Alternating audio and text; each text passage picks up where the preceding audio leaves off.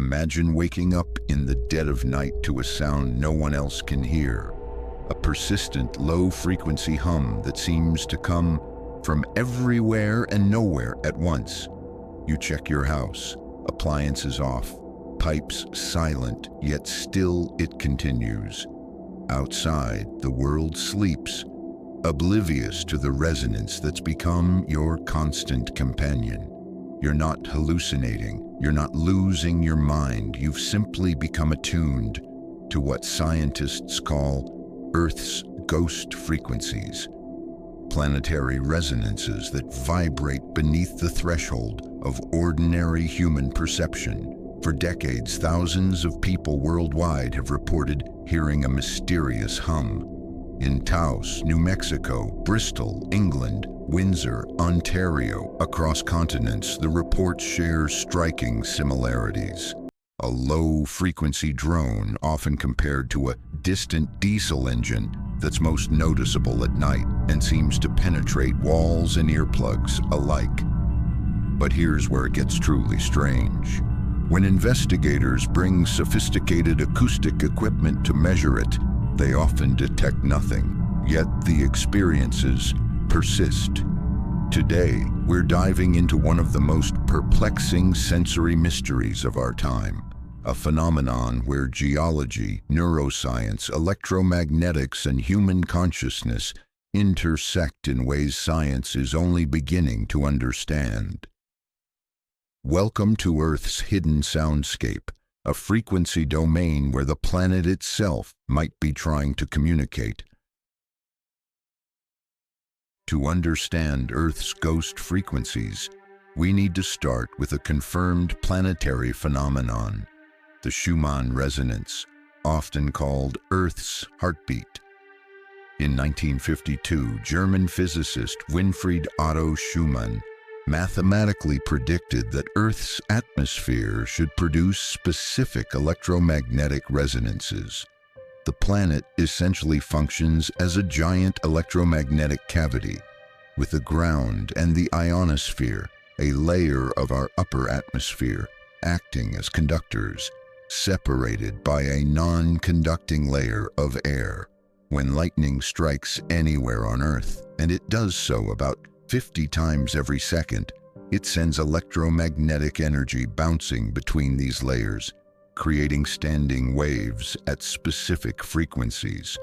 The fundamental frequency, 7.83 Hertz, just below the range of human hearing, which typically begins around 20 Hertz. Dr. Elena Martinova, a geophysicist at the Moscow Institute of Physics and Technology, explains, the Schumann resonance isn't just a curious electromagnetic phenomenon. It's the electromagnetic signature of our planet, as distinctive as a fingerprint. And we're constantly bathed in this field, whether we're conscious of it or not. Remarkably, this planetary frequency falls within the same range as human brain waves during states of relaxed awareness. Our alpha brain waves associated with meditation and creativity oscillate between 8 and 12 Hertz, strikingly close to Earth's dominant frequency. Is this simply coincidence, or have our brains evolved in subtle harmony with the electromagnetic rhythms of our planet? More intriguing still, when astronauts first ventured into space, many experienced physical and psychological distress that couldn't be explained solely by the challenges of zero gravity. NASA's solution was to install Schumann resonance generators in spacecraft, essentially recreating Earth's electromagnetic environment artificially. But the Schumann resonance, while fascinating, is electromagnetic, not acoustic. So what explains the audible hum that plagues certain individuals? In 1991, the small town of Taos, New Mexico, became the epicenter of a mystery that would eventually span the globe. Residents began reporting a persistent, low-frequency hum that disrupted sleep and, for some, made life nearly unbearable. The Taos Hum, as it came to be known, attracted scientific attention when nearly 2% of the local population reported hearing it, yet acoustic measurements initially detected nothing unusual. Dr. James Kelly from the University of New Mexico led one of the first scientific investigations. What makes the hum phenomenon so challenging, he notes in his findings, is that it occupies this gray area between objective and subjective experience. We have credible witnesses, engineers, musicians, people with trained hearing, who provide remarkably consistent descriptions of a sound that our instruments sometimes fail to capture. The Taos Hum isn't unique. Similar reports have emerged worldwide. In Bristol, England, the hum became so prevalent that it spawned a self-help group for hummers. In Windsor, Ontario, residents described it as like living near an idling diesel engine, eventually prompting a government investigation. In Auckland, New Zealand, one resident recorded what she believed to be the hum, creating one of the few purported audio documentations of the phenomenon. Dr. David Deming, a geophysicist at the University of Oklahoma, has conducted the most comprehensive review of the global hum phenomenon. His findings reveal consistent patterns. The hum is typically perceived as a steady, low-frequency sound between 30 and 80 hertz. Only 2 to 11% of the population in affected areas report hearing it. It's most commonly perceived at night, indoors. It cannot be blocked by earplugs or ordinary soundproofing. The prevalence is higher in rural and suburban areas than in cities. Women are somewhat more likely to perceive it than men. Most hearers are over 50 years old. Perhaps most tellingly, when genuine environmental sources are eliminated through testing, many perceivers still report the hum, suggesting either extraordinary sensitivity to frequencies others can't detect, or possibly a different sensing mechanism altogether. What if the planet itself is the source of these ghost frequencies? Dr. Lucia Gualtieri, a seismologist at Stanford University, specializes in what's called ambient seismic noise, the constant subtle vibrations that travel through Earth's crust. Her research reveals a planet that's far from silent. The Earth is constantly humming, Gualtieri explains.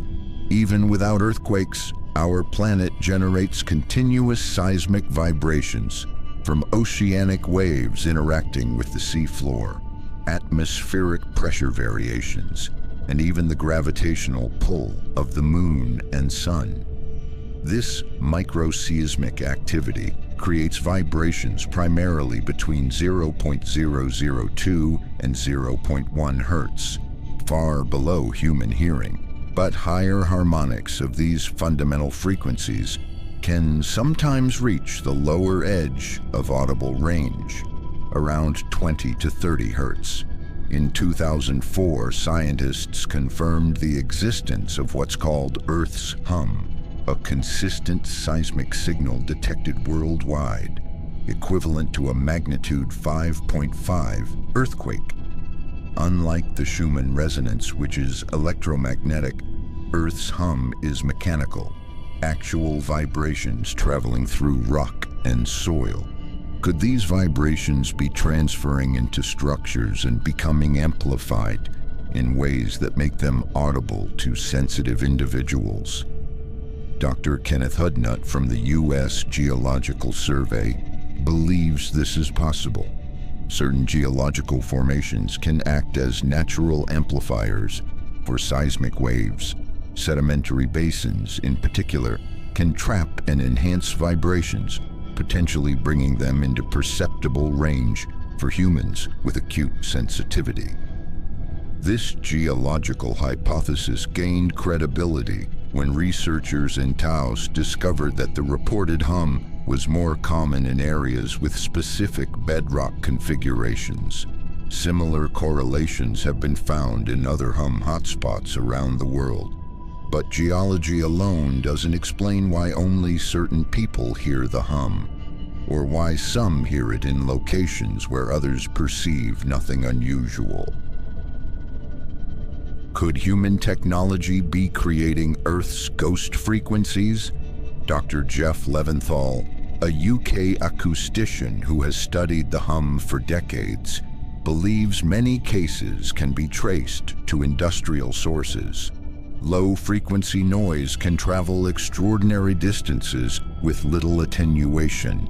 A factory 30 miles away can, under the right atmospheric conditions, sound as if it's next door.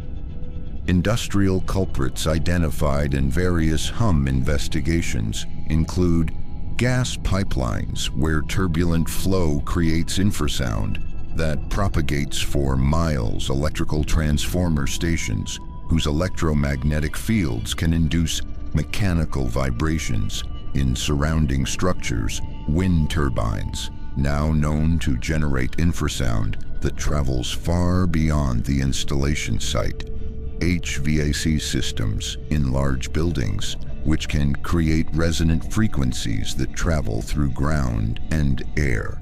In 2018, residents of Windsor, Ontario, finally found relief when researchers identified the source of their torment. A steel mill on Zug Island across the Detroit River was operating blast furnaces that generated a 35 Hz tone, precisely matching the reported hum. But technology doesn't explain all cases. The Taos Hum persists despite extensive investigations. The Bristol hum continues despite multiple potential sources being eliminated. More puzzling still in controlled studies where known industrial sounds are played alongside dummy silent periods.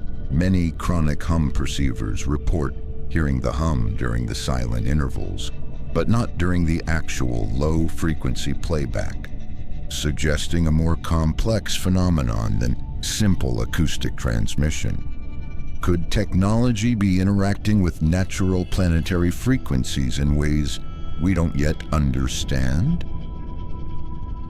What if, for some people, the hum isn't coming from outside at all, but from within? Dr. Fabiana Popovic, a neuroscientist specializing in auditory perception, suggests the ear is not just a passive receiver. It actively generates sounds as part of its normal function. This phenomenon, called autoacoustic emission, occurs when the specialized outer hair cells in the cochlea contract and expand, creating detectable sounds. Normally, these sounds are too faint to be perceived. But in some individuals, particularly those with heightened auditory sensitivity or tinnitus, they can become consciously noticeable. What's fascinating, Dr. Popovic continues, is that external electromagnetic fields can potentially influence these cellular mechanics. The hair cells have electrically charged components that might respond to electromagnetic fluctuations, creating a bridge between external fields like the Schumann Resonance and internal perception. This could explain why some people report the hum is loudest when they're in certain positions or locations. Electromagnetic fields might be interacting with their auditory systems in highly individualized ways. Another neurological explanation involves tremor in the tensor tympani, a tiny muscle in the middle ear that normally dampens loud sounds. Dr. Alex Salt at Washington University has documented cases where this muscle develops a rhythmic contraction, creating a perceived humming sound that's internally generated but feels external. Most intriguing is the discovery that human brains can actually lock on to external rhythms through a process called neural entrainment. If the brain detects a subtle environmental oscillation, even below conscious awareness, neural networks can begin firing in synchrony with it, potentially amplifying the signal to perceptible levels. This might explain why some sensitive individuals could be picking up the Schumann resonance or geological vibrations that instruments struggle to detect. Their neural networks are essentially acting as biological amplifiers for subtle planetary signals. What makes certain people sensitive to Earth's ghost frequencies while others remain oblivious? Research into hum perceivers reveals some consistent patterns. Many have backgrounds in music, engineering, or fields requiring acute auditory attention. A significant percentage have a history of inner ear conditions or subtle hearing loss in the higher frequencies, which can paradoxically increase sensitivity to lower frequencies. Many report other forms of environmental sensitivity, including electromagnetic hypersensitivity. Women appear more likely to perceive the hum than men, possibly related to differences in inner ear structure or hormonal influences on auditory processing. Dr. Cornelia Schmid, who has studied hum perceivers for over a decade, offers this perspective. These individuals aren't experiencing a pathology or hallucination. They're perceiving real phenomena that exist at the edge of human sensory capability. They may represent an evolutionary edge case, people whose sensory systems are tuned to detect signals most of us filter out. This evolutionary perspective is particularly intriguing.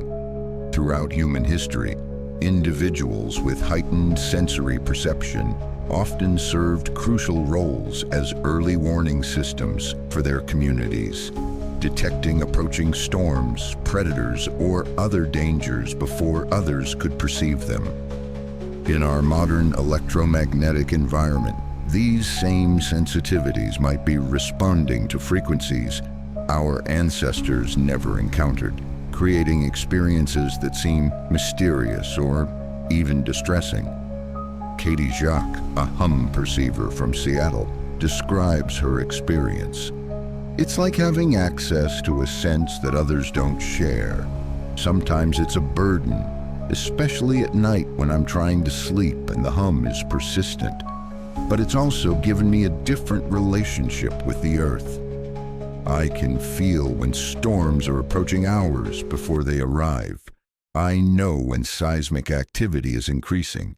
It's like being plugged into the planet's nervous system. For Katie and others like her, the hum isn't just noise. It's information, a direct perceptual link to planetary processes that most humans experience only indirectly. How do you study a phenomenon that defies conventional measurement? Dr. Glenn McPherson, a mathematics instructor who created the World Hum Map and Database project, has been methodically documenting reports of the hum globally since 2012. His database now contains over 17,000 reports from across the world. What makes the hum so challenging to study, McPherson explains, is that it straddles multiple scientific disciplines. It requires expertise in acoustics, geophysics, neuroscience, psychology, and even electromagnetic theory. Few researchers are equipped to address all these dimensions. Recent scientific approaches have become increasingly sophisticated. In New Zealand, acoustician Dr. Tom Bates developed specialized low-frequency microphones capable of detecting sounds down to 5 Hz, finally capturing acoustic signatures that correlated with hum reports in Auckland. At the University of Quebec, researchers created anechoic chambers specifically designed to isolate and study hum perceivers in controlled conditions. revealing that some could detect synthetic tones as low as 12 Hz, well below the conventional threshold of human hearing. The Institute for New Energy Technologies in Switzerland has pioneered combined electromagnetic and acoustic monitoring, discovering correlations between spikes in the Schumann resonance and reports of intensified hum perception. Most promising are interdisciplinary studies that monitor both the environment and the perceiver simultaneously. At the University of California, San Diego, researchers use EEG readings of brain activity alongside environmental sensors to identify how certain individuals' neural patterns synchronize with subtle environmental oscillations. Dr. Elise Parker, who leads this research, notes, "We're finding that some people show a remarkable neural entrainment to frequencies between 7 to 9 Hz, precisely in the range of the Schumann resonance, despite these frequencies being below audible range. Their brains are essentially tuning in to the planet's electromagnetic signature and potentially translating it into conscious perception. This brain-environment interface represents a new frontier in understanding not just the hum, but human sensory capacity itself. What if the hum isn't being heard at all, but sensed through entirely different mechanisms? Emerging research suggests humans may possess sensory capabilities beyond the traditional 5 senses. Dr. Joseph Kirschvink at Caltech has demonstrated that humans, like many other animals, have magnetoreception, the ability to detect magnetic fields. His controlled experiments show that human brains produce specific electrical responses to changes in magnetic field orientation, even though subjects report no conscious awareness of these changes. Could some hum perceivers actually be detecting fluctuations in Earth's electromagnetic field that their brains interpret as sound? Dr. Riccardo Pizzi, a biophysicist studying electromagnetic field effects on human tissue, proposes another possibility. Certain frequencies, particularly those around 7 to 8 Hz, can resonate with human cranial structures. This mechanical resonance could stimulate inner ear receptors or even brain tissue directly, creating a perceived sound that has no actual acoustic source. This could explain why the hum often can't be recorded. It isn't a sound wave traveling through air, but an electromagnetic field interacting directly with human physiology. Perhaps most fascinating is the research into human osseoception, perception through bones. The human skeletal system, particularly the skull, can act as a resonator for certain frequencies. Vibrations transmitted through bone can reach the inner ear directly, bypassing the normal air conduction pathway and creating sounds that would be inaudible to microphones placed nearby. Dr. Marina Koklova, studying this phenomenon, notes, "We've documented cases where subjects can detect vibrations through their skeletal structure at frequencies they cannot hear through normal air conduction. For some individuals, their entire body effectively becomes an antenna for planetary vibrations." This multi-sensory understanding helps explain why hum perception often intensifies when people are lying down. Their skeletal connection to the ground is maximized, allowing better transmission of subtle geological vibrations. The modern scientific investigation of Earth's ghost frequencies is relatively recent, but awareness of these phenomena may stretch back millennia. Ancient Sanskrit texts describe anahata nada, the unstruck sound that pervades the universe but is heard only in deep meditation. Tibetan traditions speak of earth energies that certain sensitive individuals could detect, often using this awareness to determine optimal locations for temples and meditation centers. Indigenous traditions worldwide reference the ability to listen to the earth. The Lakota concept of listening with the heart to the voice of the world describes a perceptual state remarkably similar to what modern hum perceivers report. Historical records contain intriguing references that might describe the same phenomenon we now call the hum. In 1665, diarist Samuel Pepys wrote of a strange humming noise that distracted from sleep during periods of unusual geomagnetic activity noted by other observers. Early 19th century accounts from sensitive individuals describe the distant drumming of the earth that intensified before earthquakes. Nikola Tesla, whose work with electromagnetic frequencies was pioneering, wrote of perceiving the singing of the earth when working with extremely low frequency transmissions.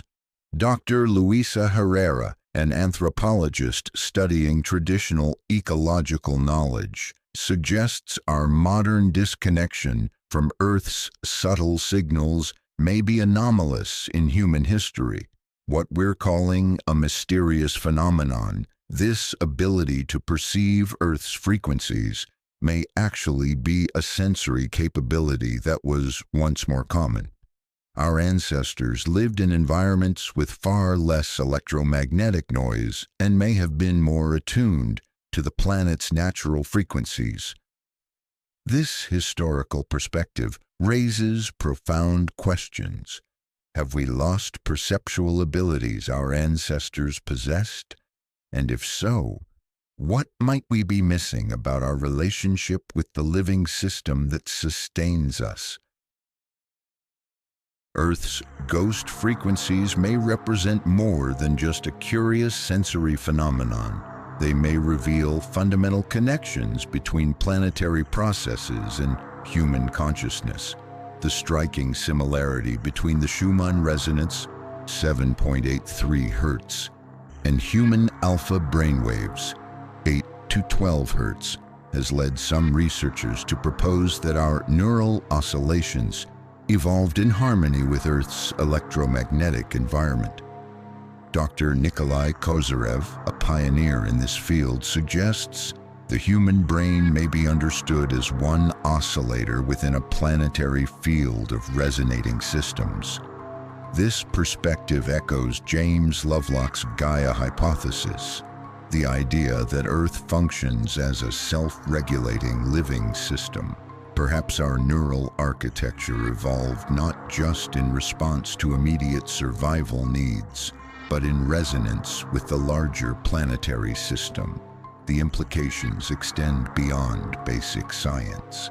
Dr. Michael Persinger, a neuroscientist who has studied electromagnetic effects on the brain for decades, has documented correlations between geomagnetic activity and various aspects of human behavior, from creativity and intuition to sleep patterns and emotional states.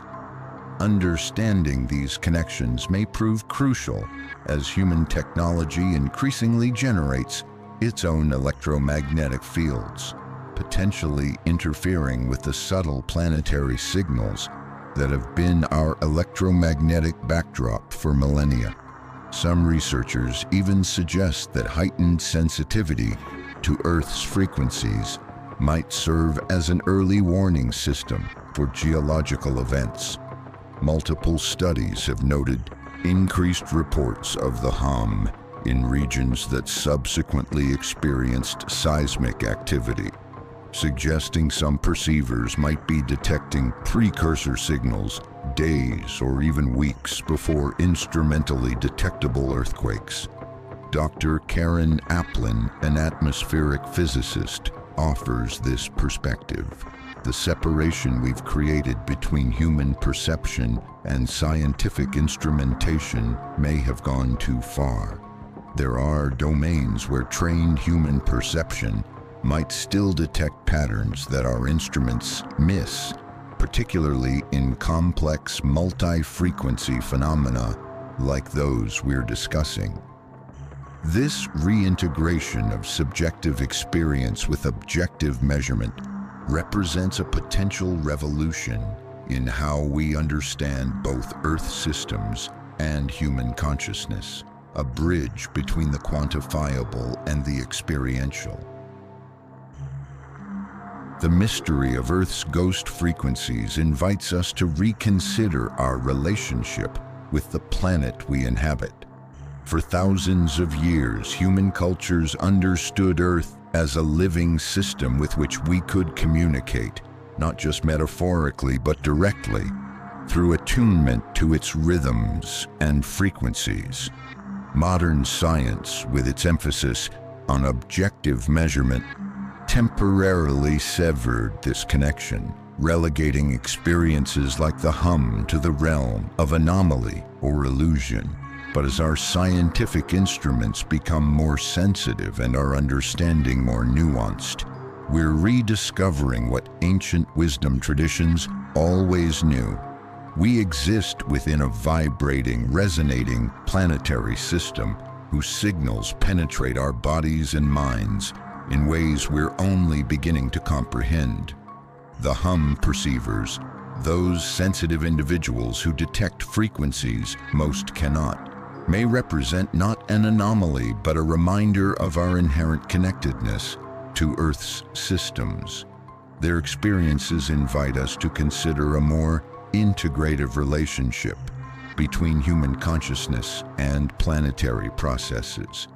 As we face unprecedented planetary challenges, from climate change to biodiversity loss, perhaps this renewed understanding of our sensory connection to Earth offers a timely reminder. We are not separate observers of a mechanical world, but integrated participants in a living system whose rhythms and resonances flow through us with every heartbeat. The next time you find yourself in silence, perhaps in the quietude of night or the stillness of nature, pause and listen, not just with your ears, but with your entire being.